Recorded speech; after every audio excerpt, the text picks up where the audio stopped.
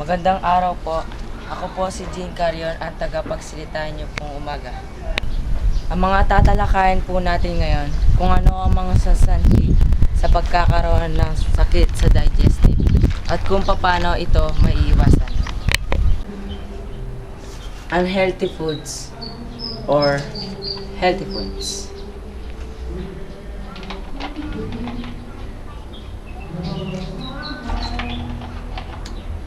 Hindi niyo po ba napapansin na maraming kabataan po ngayon ay nahumaling kumain ng junk food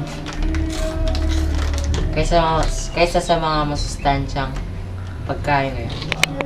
Isa po sa mga dahilan ng pagkakaroon ng sakit ng tiyan ay ang pagkain ng mga hindi masustansyang pagkain sa ating katawan. Kaya, iwasan po natin kumain ng hindi masustansyang pagkain sa ating katawan.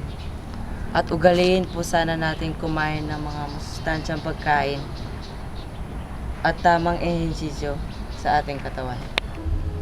Healthy foods. Ito po ang mga masustansyang pagkain. Gaya ng atis, saging, at iba pa. Kailangan ng ating katawan at maiwasan ang mga sakit sa ating digestive system. Katulad ng pagkakaroon ng asido sa ating tiyan dulot na sobrang panginom ng mga soft drinks.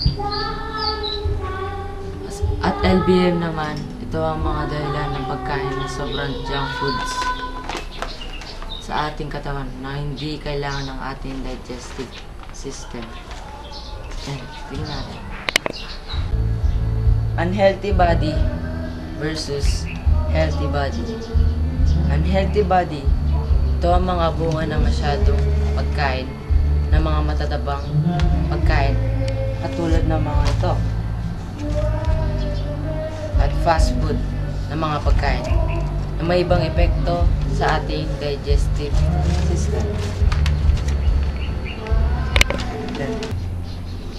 Ang mga sanhi ng pagkakaroon ng unhealthy body ay masyadong pagkain ng masyadong matatamis at mamantikang pagkain.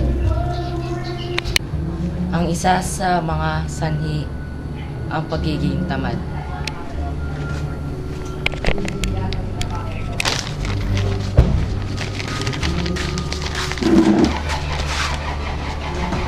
Ang isa sa sanhi ang pagiging tamad at walang tamang ehersisyo sa ating katawan na pwedeng magdulot nito. Para mapanatili magandang ating katawan, kailangan natin kumain ng masustansyang pagkain at tamang ehersisyo sa ating katawan. Muli, ako nga po pala si Jean Carion, ang tagapagsalita ninyo. Tara, sabayan niyo po ako mag-bike. Medyo